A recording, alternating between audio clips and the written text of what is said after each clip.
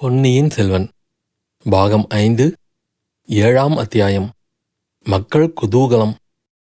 ஓடக்கார முருகையன் தன் மனைவி போட்ட கூக்குரலை கேட்டு திடுக்கிட்டு திகைத்தான். மறுபடியும் அவளை பார்த்து கையினால் சமிக்ஞை செய்து கொண்டே, பெண்ணே, என்ன உளறுகிறாய்? உனக்கு பைத்தியமா என்றான். எனக்கு ஒன்றும் பைத்தியமில்லை. உனக்கு பைத்தியம், உன் அப்பனுக்கு பைத்தியம், உன் பாட்டனுக்கு பைத்தியம். உனக்கு இவரை அடையாளம் தெரியவில்லை? ஈழத்தை வெற்றி கொண்டு மன்னன் மகிந்தனை மலைநாட்டுக்கு துரத்திய வீரரே உனக்கு இன்னார் என்று தெரியவில்லையா? சக்கரவர்த்தியின் திருக்குமாரரை, சோழ நாட்டு மக்களின் கண்ணின் மணியானவரை, காவேரி தாய் காப்பாற்றி கொடுத்த தவப்புதல்வரை உன்னால் அடையாளம் கண்டுகொள்ள முடியவில்லையா? அப்படியானால் இவரோடு நீ எதற்காக புறப்பட்டாய்? எங்கே போக புறப்பட்டாய் என்றாள் ராக்கம்மாள்.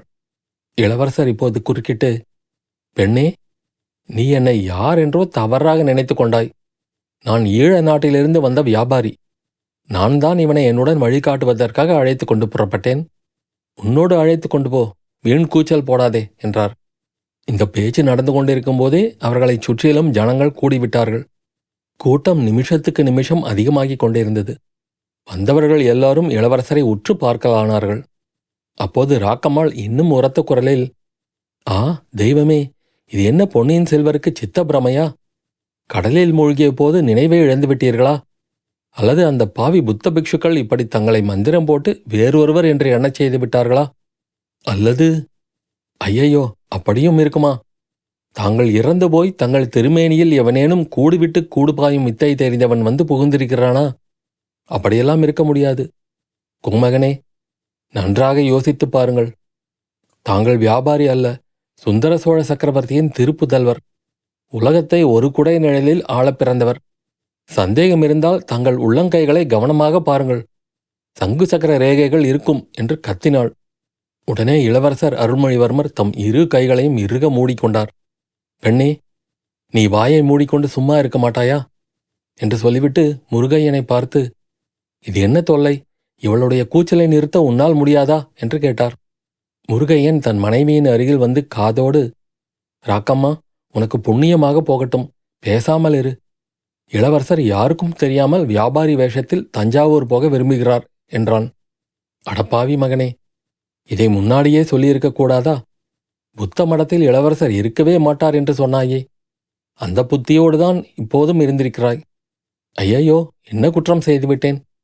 ஆசை மிகுதியால் உளறிவிட்டேனே. பாவி பழுவேட்டரையர்கள் தங்களை சிறைப்படுத்தி பழிவாங்க சமயம் பார்த்து கொண்டிருக்கிறார்களே. அது தெரிந்திருந்தும் இப்படி தங்களை பகிரங்கப்படுத்திவிட்டேனே.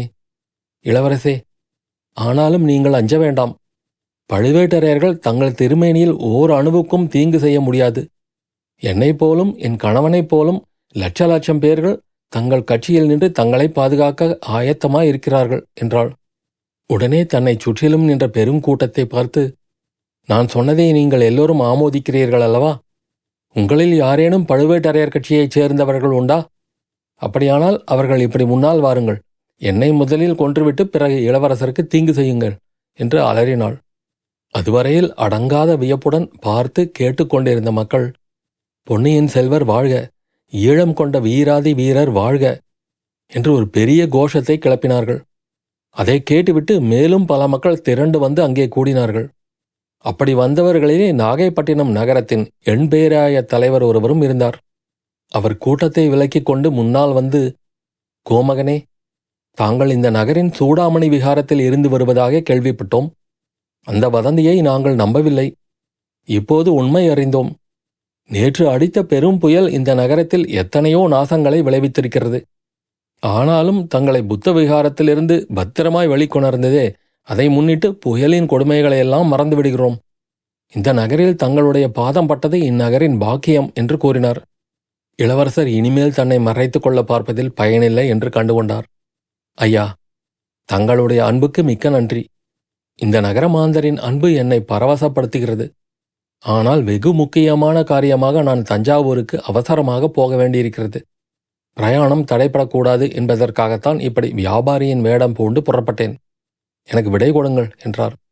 அப்போது கூட்டத்திலிருந்து ஒரு குரல் கிளம்பியது. கூடாது, கூடாது. இளவரசர் இங்கே ஒரு நாளாவது தங்கி ஏழைகளாகிய எங்களின் உபசாரத்தை பெற்றுக்கொண்டுதான் புறப்பட வேண்டும் என்று உரக்கச் சத்தமிட்டு கூறியது. அதை பின்பற்றி இன்னும் 1000 குரல்கள் கூடவே கூடாது.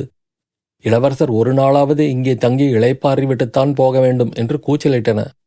என் பேராயத்தின் தலைவர் அப்போது, கோமகனே, என் நகர மக்களின் அன்பையும் உற்சாகத்தையும் பார்த்தீர்களா? எங்கள் உபசாரத்தை தாங்கள் ஏற்றுக்கொண்டு ஒரு வேளையாவது எங்கள் விருந்தாளியாக இருந்துவிட்டுத்தான் போக வேண்டும். புத்த பிக்ஷுக்கள் செய்த பாக்கியம் நாங்கள் செய்யவில்லையா? நேற்று இந்நகர மாந்தர் தங்களை புத்த பிக்ஷுக்கள் மறைத்து வைத்திருக்கிறார்கள் என்று சந்தேகப்பட்டு சூடாமணி விஹாரத்தையே தகர்த்து மண்ணோடு மண்ணாக்கிவிட பார்த்தார்கள். அந்த சமயத்தில் புயல் வந்துவிட்டது. நாங்கள் செய்ய தவறியதை புயல் செய்துவிட்டது. விஹாரம் இடிந்து மண்ணோடு மண்ணாகிவிட்டது என்று சொன்னார். அதை கேட்ட இளவரசர், ஐயா, தாங்கள் புத்த பிக்ஷுக்கள் மீது குற்றம் சுமத்தியது சரியல்ல. என்னுடைய வேண்டுகோளுக்காகவே பிக்ஷுக்கள் புத்த விஹாரத்தில் என்னை வைத்திருந்தார்கள். நோய்வாய்ப்பட்டு உயிருக்கு மன்றாடிய என்னை யமனுடைய பாசக்கயிற்றிலிருந்து காப்பாற்றினார்கள். சூடாமணி விஹாரம் விழுந்துவிட்டது என்று கேட்டு என் மனம் வேதனைப்படுகிறது. அதை திருப்பி கட்டி கொடுப்பது என்னுடைய கடமை என்றார். ஆஹா, இதெல்லாம் முன்னரே எங்களுக்கு தெரியாமல் போயிற்றே. இப்போது தெரிந்துவிட்டபடியால் சூடாமணி விஹாரத்தை நாங்களே புதுப்பித்து கட்டி கொடுத்து விடுகிறோம். இளவரசே, தாங்கள் ஒரு பொழுது எங்கள் விருந்தாளியாக மட்டும் இருந்துவிட்டு போக வேண்டும் என்றார் என் பேராயத்தின் தலைவர். ஆமாம் ஆமாம் என்று 10,000கணக்கான மக்களின் குரல்கள் எதிரொலி செய்தன. இளவரசே, இங்கே தங்குவதனால் ஏற்படும் தாமதத்தை சரிப்படுத்திக் கொள்ளலாம். தாங்களோ கால்நடையாக புறப்பட்டிருக்கிறீர்கள். புயல் மழை காரணமாக சோழ நாட்டு சாலைகள் எல்லாம் தடைபட்டு கிடக்கின்றன. நதிகளில் எல்லாம் பூரண வெள்ளம் போகிறது. கால்நடையாகச் சென்று எப்போது போய் சேர்வீர்கள்? தங்களை யானை மீது வைத்து ஊர்வலமாக தஞ்சாவூருக்கே அனுப்புகிறோம். தங்களுடன் நாங்கள் அனைவரும் வந்து தஞ்சாவூருக்கு கொண்டு விட்டு வருகிறோம் என்றார் என் பேராயத்தின் தலைவர். அவர் பேசிக்கொண்டிருக்கையில் ஜனங்களின் கூட்டம் மேலும் அதிகமாகிக் கொண்டிருந்தது. இளவரசர் யோசித்தார். காரியம் என்னவோ கெட்டுப்போய்விட்டது. ரகசியம் வெளியாகிவிட்டது. ராக்கம்மாள் மூடத்தனமாக கூச்சலிட்டு வெளிப்படுத்திவிட்டாள். மூடத்தனத்தினால் வெளிப்படுத்தினாளா அல்லது வேறு ஏதேனும் நோக்கம் இருக்குமா? எப்படி இருந்தாலும் இந்த நகர மக்களின் அன்பை மீறிக்கொண்டு உடனே புறப்படுவது இயலாத காரியம். அதனால் இவர்கள் மனக்கஷ்டம் அடைவார்கள். அதோடு உத்தேசித்துள்ள நோக்கம் மேலும் தவறினாலும் தவறிவிடும். தியானம் வரையிலேனும் இருந்து இவர்களை சமாதானப்படுத்திவிட்டுத்தான் போக வேண்டும். புயலினால் கஷ்ட நஷ்டங்களை அடைந்தவர்களுக்கு சிறிது ஆறுதல் கூறிவிட்டு போக வசதியாகவும் இருக்கும். ஆஹா, நான் இச்சமயம் என்னை வெளிப்படுத்திக் கொள்வதால் நாட்டில் குழப்பம் விளையும் என்று இளையபிராட்டி குந்தவை கூறினாளே, அது எவ்வளவு உண்மையான வார்த்தை! என் தமக்கையை போன்ற அறிவாளி இந்த உலகிலேயே யாரும் இல்லைதான். தஞ்சை சிம்மாதன உரிமையை பற்றி பேசுகிறார்களே, உண்மையில் குந்தவை தேவியை அல்லவா சிம்மாதனத்தில் அமர்த்த வேண்டும். இவ்வாறு பொன்னியின் செல்வர் சிந்தித்துக் கொண்டிருந்தபோது ஜனக்கூட்டம் மேலும் அதிகமாகி வருவதை கண்டார். அவர்களுடைய குதூகலமும் வளர்ந்து வருவதை அறிந்தார். புயலின் கொடுமைகளையும் புயலினால் விளைந்த சேதங்களையும் மக்கள் அடியோடு மறந்துவிட்டதாக தோன்றியது. எங்கிருந்தோ யானைகள், குதிரைகள், சிவிகைகள், திருச்சின்னங்கள், கொடிகள், பேரிகை, எக்காளம் முதலிய வாத்தியங்கள் எல்லாம் வந்துவிட்டன. அரை பகல் நேரமாவது இங்கே தங்கிவிட்டுத்தான் புறப்பட வேண்டும் என்று இளவரசர் முடிவு செய்தார். என் பேராயத்தின் தலைவரை பார்த்து, ஐயா, இவ்வளவு மக்களின் அன்பையும் புறக்கணித்துவிட்டு நான் போக விரும்பவில்லை. பிற்பகல் வரையில் இங்கே இருந்துவிட்டு மாலையில் புறப்படுகிறேன். அதற்காவது அனுமதி கொடுப்பீர்கள் அல்லவா என்றார். இளவரசர் தங்கிச் செல்ல சம்மதித்து விட்டார் என்ற செய்தி பரவியதும் ஜனக்கூட்டத்தின் உற்சாகம் எல்லை கடந்துவிட்டது. குதூகலத்தை வெளிப்படுத்தும் வழிகளை கடைபிடிக்கத் தொடங்கினார்கள். வாத்தியங்கள் முழங்கத் தொடங்கின. ஆங்காங்கே வீதிகளில் கத்தி விளையாட்டு, கழி விளையாட்டு, குரவை கூத்து முதலியவை ஆரம்பமாயின. ஜனங்களையும் அவர்களுடைய குதூகல விளையாட்டுகளையும் கடந்து கொண்டு நாகைப்பட்டினத்து சோழ மாளிகைக்குச் செல்வது பெரிதும் கஷ்டமாயிற்று.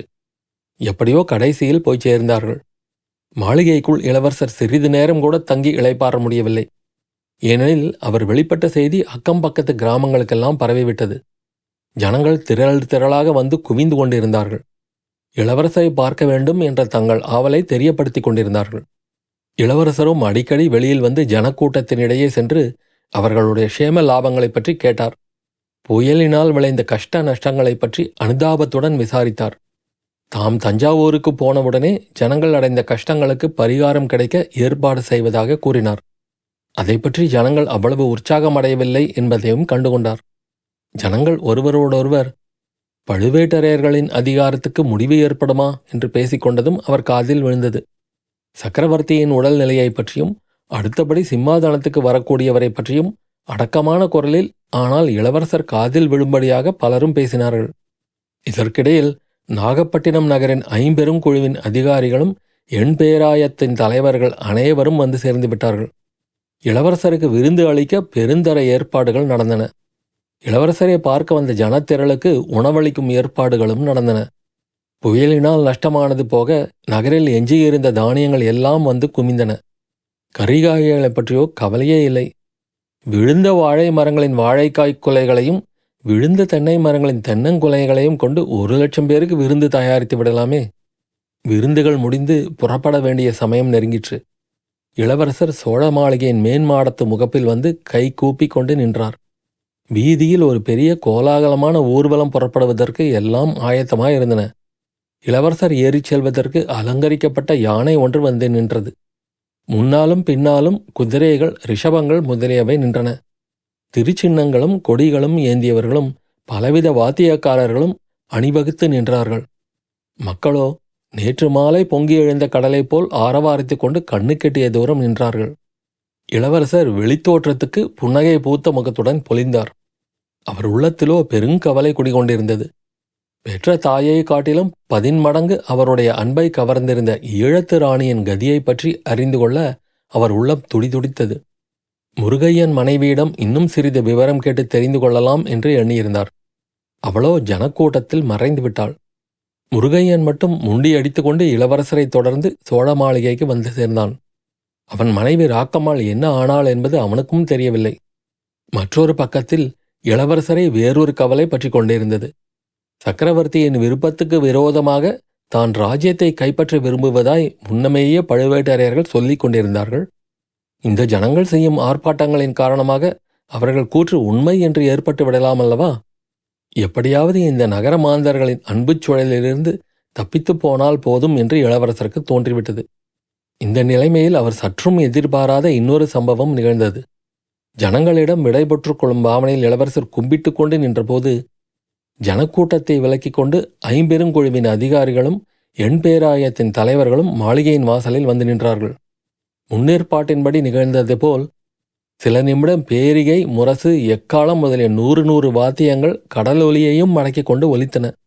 சட்டென்று அவ்வளவு வாத்தியங்களும் நின்றபோது அப்பெருங்கூட்டத்தில் நிசப்தம் நிலவியது. அச்சமயத்தில் நகரத் தலைவர்களில் முதியவராக காணப்பட்ட ஒருவர் மாளிகை முன்வாசலில் இருந்த நிலா மேடை மீது ஏறி நின்று கம்பீரமான குரலில் கூறினார். பொன்னியின் செல்வ, ஒரு விண்ணப்பம். நாகை நகரையும் அக்கம் பக்கத்து கிராமங்களையும் சேர்ந்த ஜனங்களின் சார்பாக ஒரு கோரிக்கை. சக்கரவர்த்தியின் உடல் நிலைமையை பற்றி நாங்கள் அனைவரும் கவலை கொண்டிருக்கிறோம். அதேபோலவே நாங்கள் கேள்விப்படும் இன்னொரு செய்தியும் எங்களுக்கு கவலை தருகிறது. பழுவேட்டரையர்களும் பல சிற்றரசர்களும் சேர்ந்து சக்கரவர்த்திக்கு பிறகு மதுராந்தகத்தேவருக்கு முடிசூட்ட தீர்மானித்திருப்பதாக அறிகிறோம். மதுராந்தகத்தேவர் இன்று வரையில் போர்க்களம் சென்று அறியாதவர். அவர் பட்டத்துக்கு வந்தால் உண்மையில் பழுவேட்டரையர்கள்தான் ராஜ்யம் ஆளுவார்கள். சிற்றரசர்கள் வைத்ததே சட்டமாயிருக்கும். இளவரசர் ஆதித்த கரிகாலர் 3 ஆண்டு காலமாக சோழ நாட்டுக்கு வரவே இல்லை. அதற்கு ஏதேதோ காரணங்கள் சொல்கிறார்கள். அவருக்கு மகுடம் சூட்டிக்கொள்ள விருப்பமில்லை என்று கூறுகிறார்கள். அப்படியானால் அடுத்தபடி நியாயமாக பட்டத்துக்கு வர வேண்டியவர் யார்? சோழ நாடு தவம் செய்து பெற்ற புதல்வரும் காவேரி தாய் காப்பாற்றிக் கொடுத்த செல்வரும் ஈழம் என்ற வீராதி வீரருமான தாங்கள்தான். மக்களே, நான் கூறியது உங்களுக்கெல்லாம் சம்மதமான காரியமா என்று அந்த முதியவர் சுற்றிலும் நின்ற ஜனத்திரளை பார்த்து கேட்கவும் 8 திசையும் நடுங்கும்படியான பேரொலி அக்கூட்டத்திலிருந்து எழுந்தது. ஆம் ஆம், எங்கள் கருத்தும் அதுவே என்று 10,000 குரல்கள் கூறின. அதைத் தொடர்ந்து கோஷித்தன. இவ்வளவு கோஷங்களும் சேர்ந்து தெரியாத ஒரு பெரும் இரைச்சலாக கேட்டது. மறுமொழி சொல்வதற்காக இளவரசரின் உதடுகள் அசையத் தொடங்கியதும் ஏதோ மந்திர சக்தியினால் கட்டுண்டு அடங்கியது போல் அந்த பேரிரைச்சல் அடங்கியது. ஐயா, நீங்கள் எல்லோரும் என்னிடம் கொண்டிருக்கும் அன்பை கண்டு ஆனந்தப்படுகிறேன். ஆனால் அந்த அன்பை நீங்கள் காட்டும் விதம் முறையாக இல்லையே. என் அருமை தந்தை சுந்தர சோழ சக்கரவர்த்தி இன்னும் ஜீவியந்தராக இருக்கிறார் என்பதை நீங்கள் மறந்துவிட்டதாக தோன்றுகிறது. சக்கரவர்த்தி நீடூழி வாழ வேண்டும் என்று என்னுடன் சேர்ந்து நீங்களும் பிரார்த்திக்க வேண்டும். சக்கரவர்த்தி ஜீவியந்தராக இருக்கும்போது அவருக்கு பிறகு பட்டத்துக்கு யார் என்பதை பற்றி யோசிப்பது ஏன்? நகரத் தலைவர்களின் முதல் தலைவரான முதியவர் இளவரசரின் இக்கேள்விக்கு சரியான விடை வைத்திருந்தார். பொன்னியின் செல்வ, சோழ நாட்டில் ஒரு மன்னர் உயிரோடு இருக்கும்போதே அடுத்தபடி பட்டத்துக்குரியவர் யார் என்பதை நிர்ணயித்து விடுவது தொன்று தொட்டு வந்திருக்கும் வழக்கம். மதுரை கொண்ட வீரனும் தில்லையம்பலத்து கோயிலுக்கு பொற்கூரை வைந்தவருமான மகா பராந்தக சக்கரவர்த்தி தம் காலத்திலேயே தமக்கு பின் பட்டத்துக்கு வரவேண்டியவர்களை முறைப்படுத்தி விடவில்லையா? அதன்படிதானே தங்கள் தந்தை சிம்மாசனம் ஏறினார் என்றார். ஆம் ஆம். ஆகையால் இப்போதும் அடுத்த பட்டத்துக்கு உரியவரை பற்றி சக்கரவர்த்தி தானே தீர்மானிக்க வேண்டும். நீங்களும் நானும் அதை பற்றி யோசிப்பதும் பேசுவதும் முறையல்லவே என்றார் இளவரசர். பொன்னியின் செல்வ, சக்கரவர்த்திக்குத்தான் அந்த உரிமை உண்டு என்பதை ஒப்புக்கொள்கிறோம். சக்கரவர்த்தி சுயேச்சையாக முடிவு செய்யக்கூடியவராயிருந்தால் அது சரியாகும். தற்போது சக்கரவர்த்தியை பழுவேட்டரையர்கள் தஞ்சை கோட்டைக்குள் சிறைப்படுத்தி அல்லவோ வைத்திருக்கிறார்கள். இளவரசே, இன்னும் சொல்லப்போனால் சக்கரவர்த்தி உயிரோடு இருக்கிறாரா என்பதை பற்றியே எங்களில் பலருக்கு சந்தேகமாயிருக்கிறது. தங்களுடன் தொடர்ந்து தஞ்சைக்கு வந்து அந்த சந்தேகத்தை தீர்த்து கொள்ள விரும்புகிறோம். அதிர்ஷ்டவசமாக சக்கரவர்த்தி நல்லபடியாக இருந்தால் அவரிடம் எங்கள் விருப்பத்தை தெரிவித்துக் கொள்வோம். அவருக்கு பிற்பாடு தாங்கள்தான் சிங்காதனம் ஏற வேண்டுமென்று விண்ணப்பித்துக் கொள்வோம். பிறகு சக்கரவர்த்தி முடிவு செய்கிறபடி செய்யட்டும். பெரியவர் சக்கரவர்த்தி உயிரோடு இருக்கிறாரா என்பதை பற்றி சந்தேகப்பட்டு கூறிய வார்த்தைகள் இளவரசரின் உள்ளத்தில் ஒரு பெரும் திகிலை உண்டாக்கின. இத்தனை நாளும் அவர் அறிந்திராத வேதனையும் பீதியும் ஏற்பட்டன. சக்கரவர்த்தியின் உயிருக்கு ஏதோ ஆபத்து நெருங்கிவிட்டது போலவும் அதை தடுக்க முடியாத தூரத்தில் தாம் இருப்பது போலவும் ஒரு பிரமை உண்டாயிற்று. ஈழத்து ராணியை யாரோ மூர்க்கர்கள் பலவந்தமாக பிடித்து கொண்டு போன விவரமும் நினைவுக்கு வந்தது. இனி ஒரு கணமும் தாமதியாமல் தஞ்சை போய் சேர வேண்டும் என்ற பரபரப்பு ஏற்பட்டது. ஒரு சில வினாடி நேரத்தில் இளவரசர் தாம் செய்ய வேண்டியது இன்னதென்று தீர்மானித்து கொண்டார். இவர்களுடன் வாதமிட்டு கொண்டிருப்பதில் பயனில்லை. பிரயாணப்படுவதுதான் தாமதமாகும்.